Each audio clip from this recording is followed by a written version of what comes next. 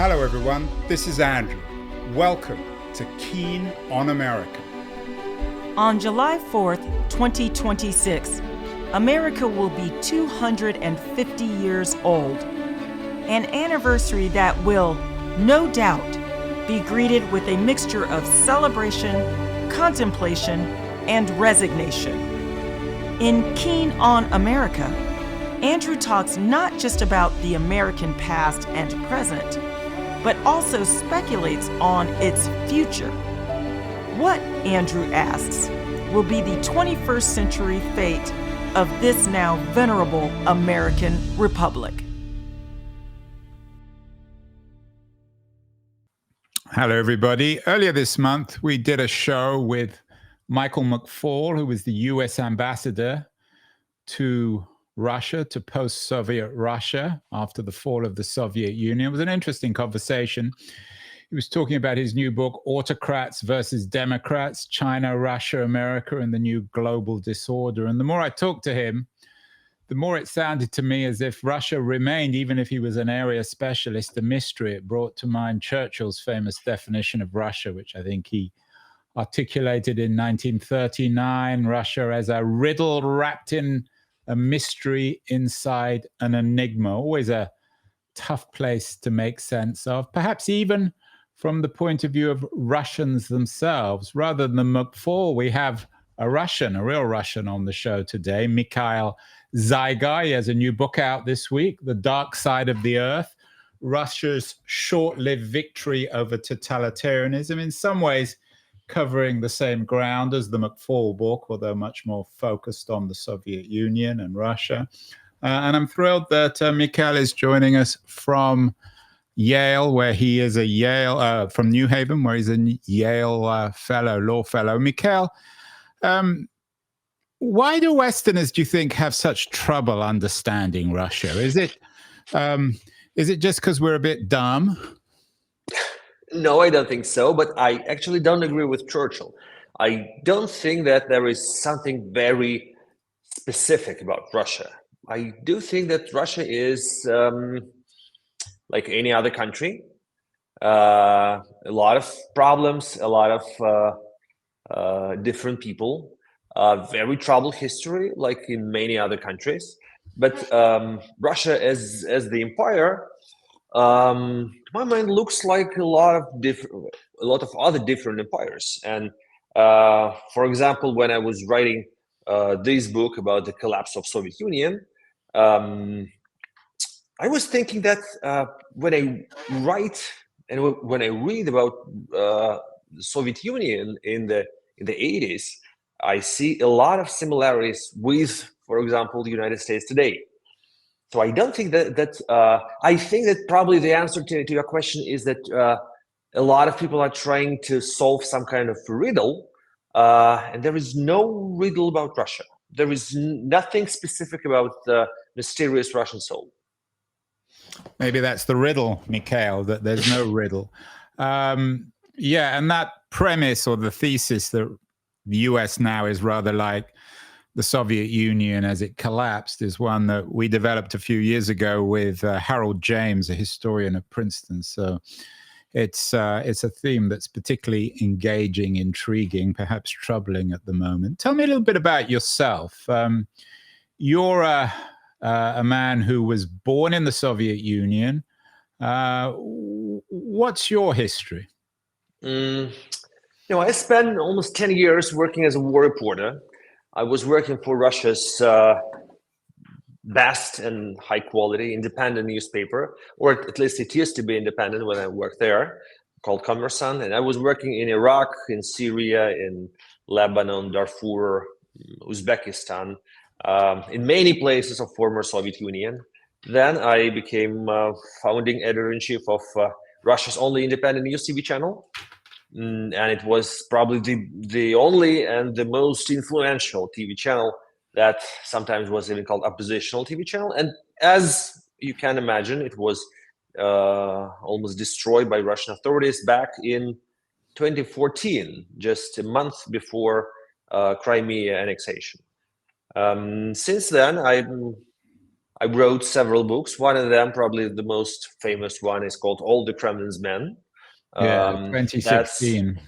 that's the story of Putin's inner circle, probably the most detailed description of how the Kremlin works, how the inner circle of Vladimir Putin looks like, and probably with some ideas about what can happen after him. And this book, I left Russia almost 3 years ago on the third day of the war in 2022. Like a lot of people did, as we know, approximately 1.5 million Russians left the country only in the beginning of 2022, as it was the biggest exodus of Russians since 1917. That was the reaction to the beginning of the war. Since then, I live outside of Russia. I used to be based in Berlin. Then I moved to New York City, and currently I'm in New Haven.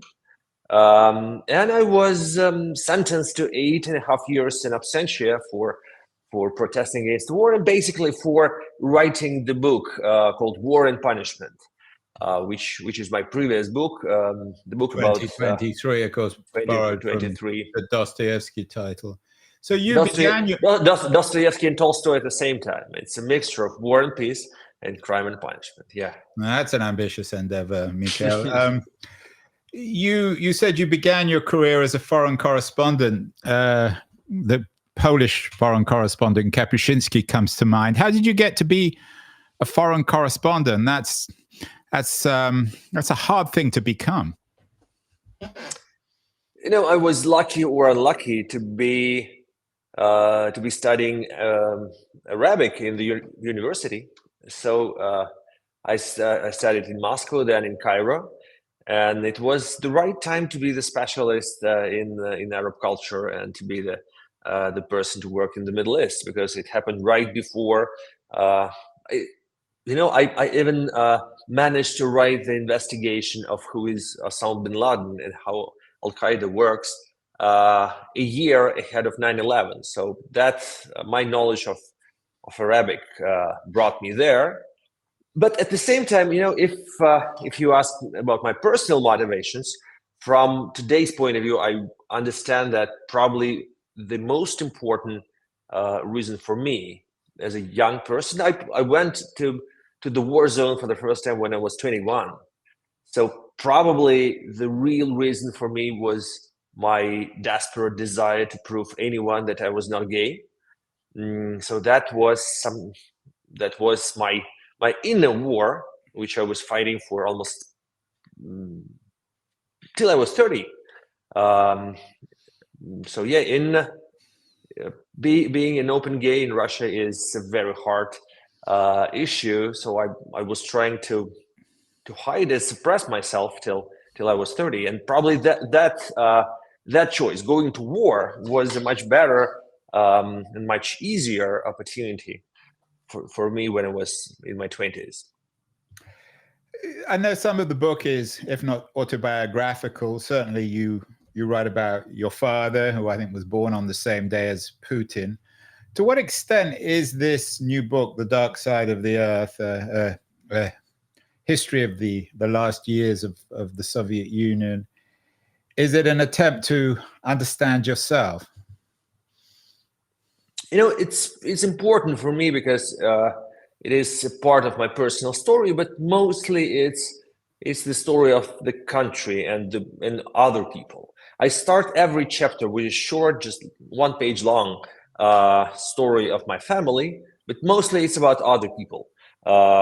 Those people who started believing in democracy, and those people who basically, with their beliefs and with their actions, defeated Soviet Union. Because I decided that I had to write this book because we used to think that we know quite a lot about the end of the Cold War and how Soviet Union collapsed and how that chapter of our history ended. But it seems to me that our results were premature, and what we used to consider a happy ending was not the happy ending. And it's clear that the end of history was not the end.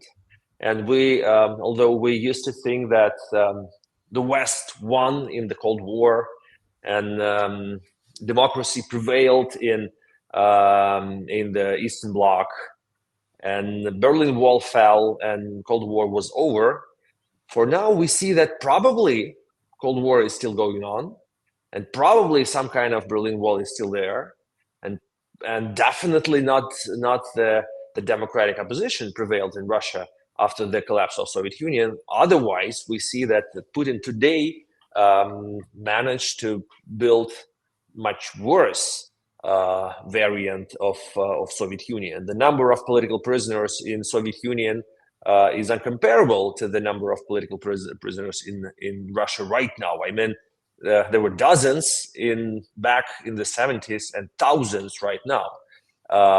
The desire of Russian politicians to threaten the West or to threaten the world with their nukes is incomparable with the same rhetorics of the Soviet leaders. So I think it's very interesting and important to reconsider and to retell the story of that period, because that period shaped what we are having right now, and we have to watch the right people. We do not have to focus only on Gorbachev, Yeltsin, Reagan, and Bush. There were other people who happened to be probably the winners of this situation.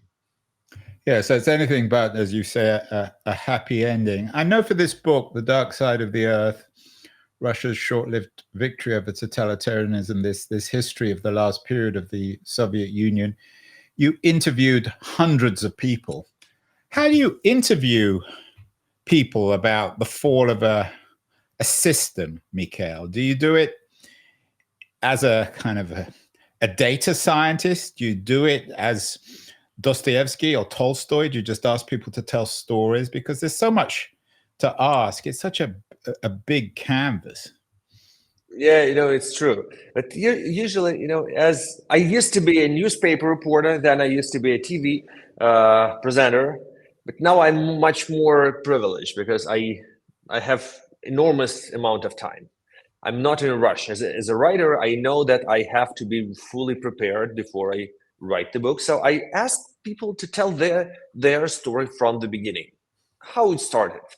And and at the same time, I know that I must know their story even better than they do, because I know that a lot of people are trying to forget. A lot of people are lying sincerely because they believe that it's true. Some people are lying deliberately. For example, I spend a lot of time with Mikhail Gorbachev, the last leader of the Soviet Union. He was an amazing personality, very interesting man, but somehow he managed to rewrite his own memories, and he erased some parts from his memories. He tried to think of himself as a freedom fighter, and he was really trying to forget the fact that he used to be a Soviet dictator. And it was, in a way, it was it was really interesting to hear his version. But sometimes you should remember that what people remember is very far from reality. I don't think Churchill said this, but somebody said about the end of the British Empire is that they lost the empire in a fit of forgetfulness. Or something like that. Could one say the same thing about the Soviet Union, that somehow at a moment suddenly everyone forgot what was happening? Yes, because I think for any empire, religion or ideology is very important. It's really important what people believe in. And if no one believes in the empire, and if they forget why this empire was created and why it is for, that's probably the terrible blow. And definitely Soviet people did not believe in communism since late 60s. probably since 1968, since the Soviet invasion to Czechoslovakia. So Soviet people were probably the most cynical people in the world. Much more cynical are only Russians right now. So Soviet Union was a country of people who chose not to believe in anything. So yeah, I think they forgot that it was very important to believe in something positive. There's a word for that, Mikhail, nihilism. Of course, it found rather fertile grounds in 19th century Russia.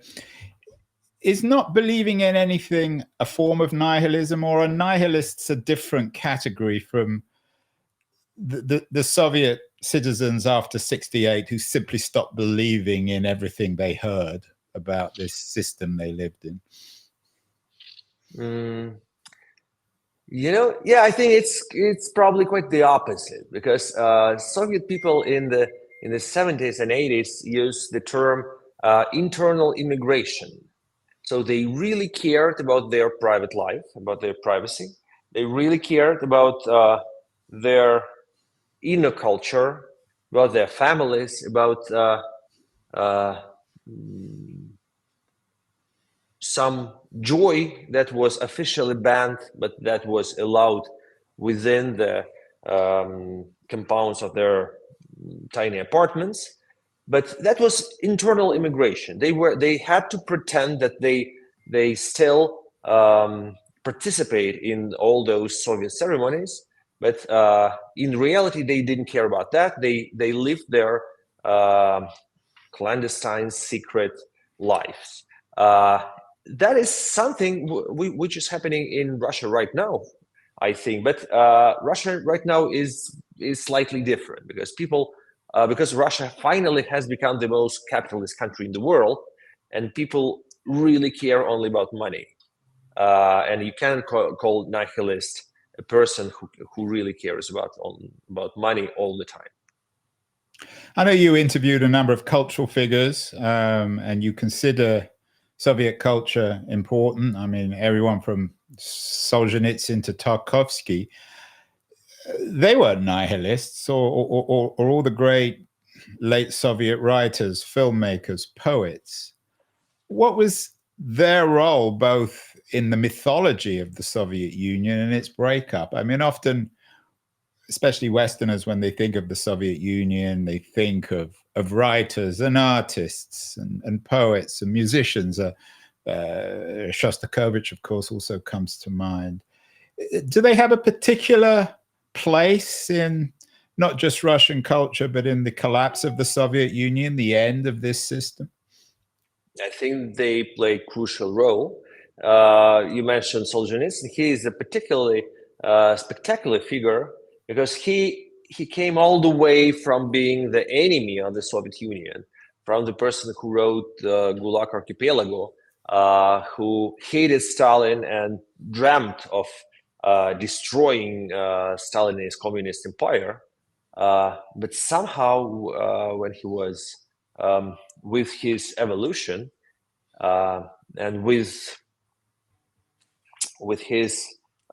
him being sent to exile after he moved from Soviet Union to the United States, and he spent almost 2 decades in the state of Vermont, he became the fierce enemy of liberal democracy, and he spent years and years criticizing the Western political system, criticizing liberalism. At the same time, his idea was, and he did not conceal that he wanted, in a way, to preserve Soviet Union, but replacing communist ideology with Orthodox Christianity. And it's amazing how influential Solzhenitsyn became, because in a way, what Putin does right now is the attempt to follow that Solzhenitsyn's line. He is trying to somehow create that artificial empire, only with Christian, with Orthodox Christianity to be the the key ideology, the platform of his new empire. At the same time, we may hear that sometimes all the criticism of Western liberalism that was written by Solzhenitsyn is becoming more and more popular among American New Right. He is in his criticism of what we now call woke culture. He was probably the first philosopher of that level to start attacking liberal democracy for its weakness. He was writing that unfortunately liberalism prevents the West from having real strong leaders who can unify people and who can defeat all the enemies of the West. So yeah. What do you think Solzhenitsyn would think of you, a gay journalist, a gay Russian journalist exile? Yeah, I think he would not praise me as as the human being, I guess. But Solzhenitsyn is a very complex figure. It's even now it's very hard for me to digest how he could change so much. For example, when he left Soviet Union and he was traveling all around the world, he came to Spain and he was warning Spanish people that it happened right after Franco's death, and he was warning Spaniards from embracing democracy too early. He was preaching for political stability. So yeah, I think that we are watching Russia from different poles with Solzhenitsyn, and I cannot agree with most of his works. And in that sense, I belong to another camp of Russian intellectuals, the camp whose spiritual leader was Andrei Sakharov, another Nobel Prize winner, legendary physicist, Soviet Oppenheimer, the person who invented the hydrogen bomb and then was terrified by his creature and started his fight against nuclear weapons, against Soviet system, and for human rights. Yeah, it's an interesting. And Sakharov was convinced that it's immoral to divide ideas into Western and Eastern. He was 100% sure that any country, Russia including, can and should become democracy. It's an interesting observation, the two poles of Russian resistance to the Soviet Union, Sakharov and Solzhenitsyn.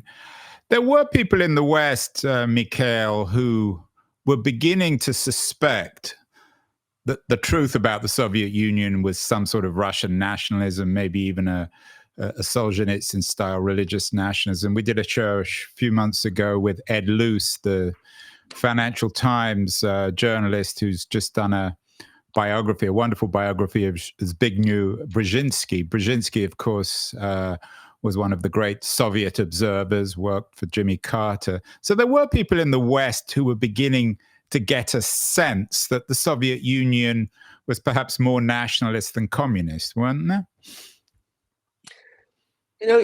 Yes and no. Definitely we saw, and I pay a lot of attention to all those first fascists in the Soviet Union, to the infamous Pamyat organization, which was the real fascist party in late Soviet Union.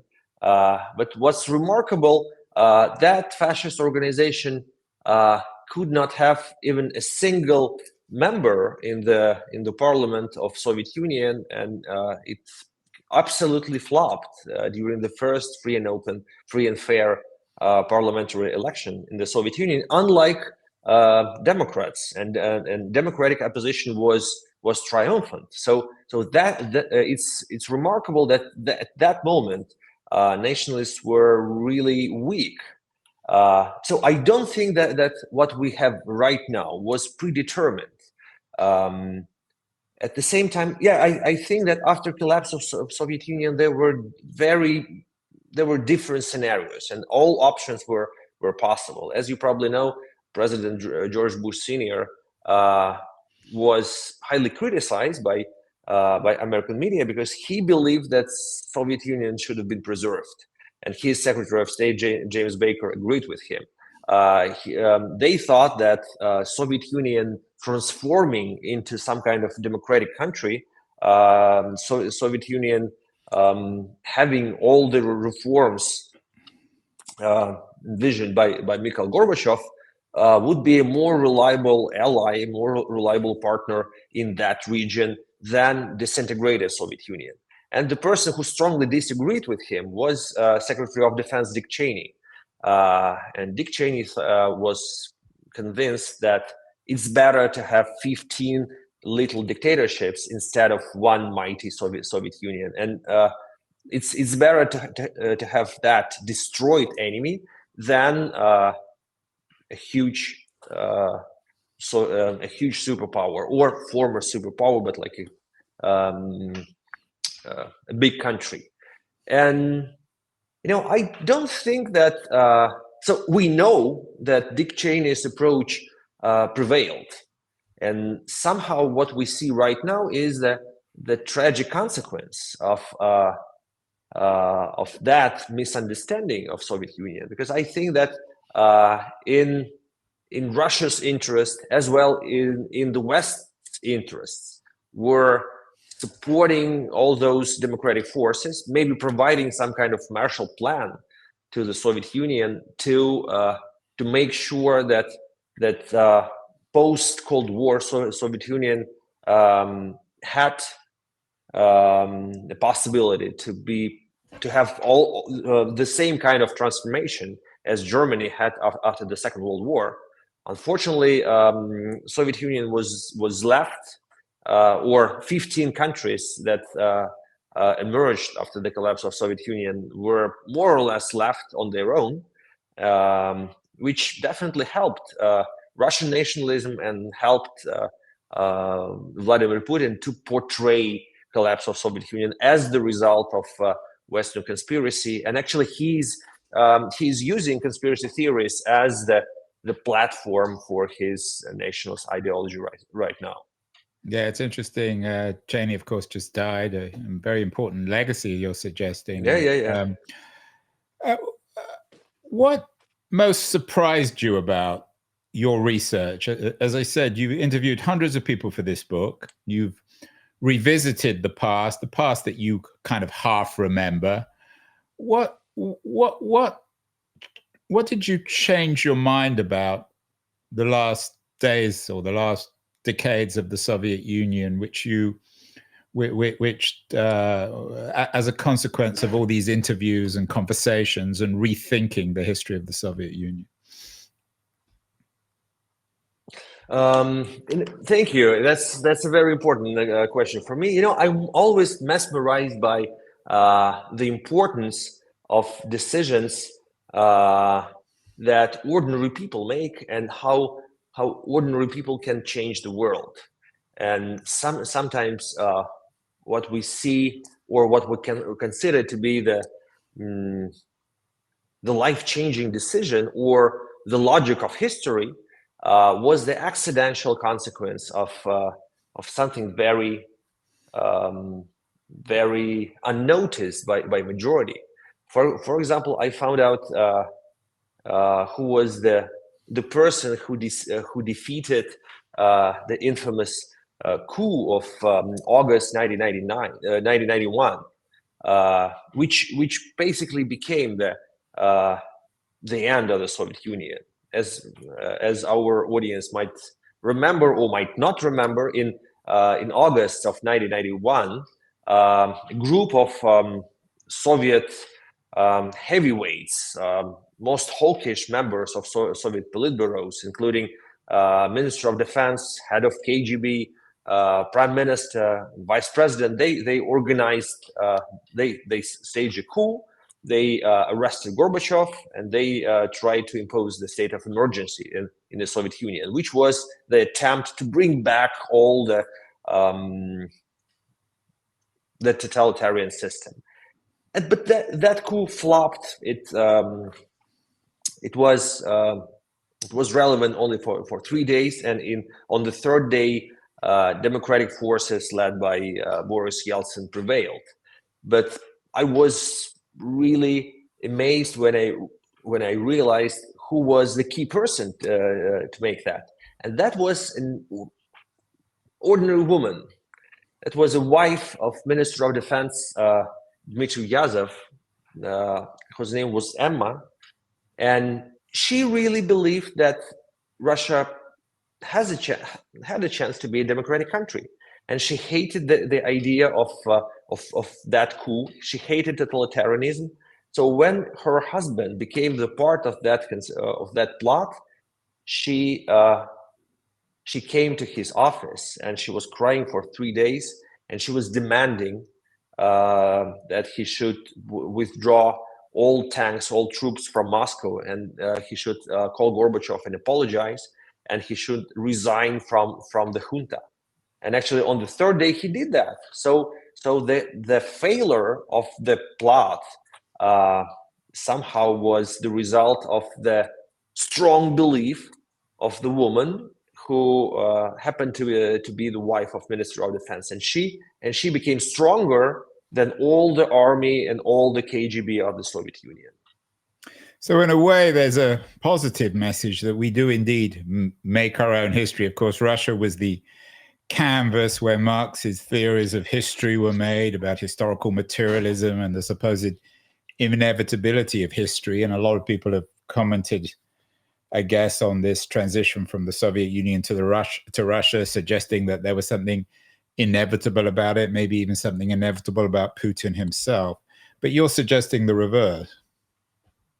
Yeah, absolutely. I do not believe in predetermination, and I do believe that we matter, and the decisions, the choices we make matter, and we saw that many times in our lives, and that's why I'm not a cynical person, unlike many of my compatriots, and you would be surprised that if I tell you that a very popular idea in Moscow right now is that the United States is doomed to collapse the same way as Soviet Union collapsed, probably due to to very similar reasons, because they say most Americans stopped believing in liberal democracy, and without that ideological platform, everything is in vain. I don't think that it's true. I don't think that looking at the election that happened in America 2 weeks ago or last week, I don't think that it's true. I think that cynical political scientists from Russia are too blind, because they don't believe in any values, and I think it's rather premature. You, as you said, you've spent several years now in the US. You just wrote an interesting piece in the New York Times, an op-ed about Putin, but also about Trump, and then maybe their relationship isn't quite as intimate as some people think. What do you make of the US, Mikhail? You've traveled the world. As you said, you began your career as a foreign correspondent in North Africa. You spent a lot of time in Asia, outside Russia. What country have you been to that's most similar to the US, if it's not the old Soviet Union? Yeah, I see some similarities between the US today and Soviet Union, as well as I see some similarities between the US and Russia. And speaking about Putin and Trump, and how I see their dynamics, it's pretty amazing that we have come to this situation when Russian leaders are so not interested in any kind of relationships between two countries. It's something unprecedented. We have always seen that Russian leaders, no matter how totalitarian they were, or anti-Western they were trying to make friends with their American counterparts. Stalin was really trying to be to be nice to FDR. Khrushchev was trying to make friends with John Kennedy. Leonid Brezhnev, he loved Richard Nixon. They were like they really found each other, and he loved spending time with him. Not to mention Gorbachev, who was really he really respected Ronald Reagan as well as George Bush Sr. And what we have now is Vladimir Putin, who doesn't want any kind of compromise. He doesn't believe that he needs Americans. He doesn't believe that he needs even Donald Trump, because he thinks that he is the most experienced politician in the world, and he's going to be there forever. As you remember, he recently told during a meeting with Xi Jinping that probably he can be immortal if he uses organ transplantation. So, according to his logic, why compromising in any way if in 3 years there might be another president in America? So he's completely uninterested, because he believes that sanctions will never work, and he's not dependent on Americans, and that America cannot hurt him any longer. Yeah, I was looking through your Substack, and there's one photo of at the time, the St. Petersburg, I think the mayor. Yeah, that's the photo from the book. Yeah. Yeah, and Anatoly Sobchak and his deputy, who was completely at that point unknown, Vladimir Putin, from 1992. For people who are just listening to this, you can't see the photo, but Putin looks like he's the ultimate schmuck. I mean, I don't know whether the photo is particularly bad or doctored or something, but what's your theory of Putin? There have been so many narratives of this accidental man who keeps on rising and rising and rising. What is your book, your new book, The Dark Side of Earth? As you note, you've already written extensively on Putin. Your 2016 book, All the Kremlin's Men, on Putin, really made you an enemy of the state. They threw you out and all the rest of it. But what does this new book tell you, not so much about Putin, but the inevitability or the lack of inevitability of Putin's rise and rise and rise, this accidental man who, as you say, now believes that he's somehow immortal? Yeah, he's one of the important characters of this book, because the book covers 30 years of the last Soviet generation, from 1961, the highest moment of Soviet development, the moment when Yuri Gagarin, the first cosmonaut, went to space, till the end in 1991. That's collapse of Soviet Union. So 30 years that Vladimir Putin spent. He was shaped psychologically, morally during all those years, and he was very mediocre, very gray and faceless KGB officer. Not Soviet James Bond at all, just a very... Not even Goldfinger. No. He was Mr. No One. He was Mr. Nobody. He was working in as the officer of Soviet foreign intelligence. He was a man without qualities, literally, wasn't he? Yes, in Dresden, which you can understand what it means that Soviet spy was working in Dresden, which was GDR, which was like the part of Eastern Bloc. He was not spying; he was spying on Soviet citizens. He was. Yeah, that's when he was a minor KGB officer in the fall of the war. What was that, in 89 or 90? So yeah. He actually was really traumatized by the fall of the war, because he spent in GDR the last 5 years of its existence. He really lost a lot when the war when the wall fell down. He came back and was unemployed in Leningrad, which is now St. Petersburg, but he managed to find a job as the personal assistant of the a young and aspiring and promising democratic leader, Anatoly Sobchak. So during the process of the collapse of Soviet Union, Putin was supporting it. He was expressing, he was pretending that he had some kind of democratic values, but really he was the product of his generation. He was absolutely cynical. He knew that there's going to be no bright communist future. He should just try to enjoy his life, and it was better to enjoy it abroad. He was happily, he agreed to move to Dresden because that was the possibility to have a better life. And at the same time, he is the representative of the generation which never hoped to be in power. Because those people who were running the Soviet Union, that was World War II generation, the generation of Leonid Brezhnev, the people who were clinging to power, and they were not planning to resign anytime before they died. So Putin was in his 30s and 40s, but still those in power were people in their 70s. So actually he remembers that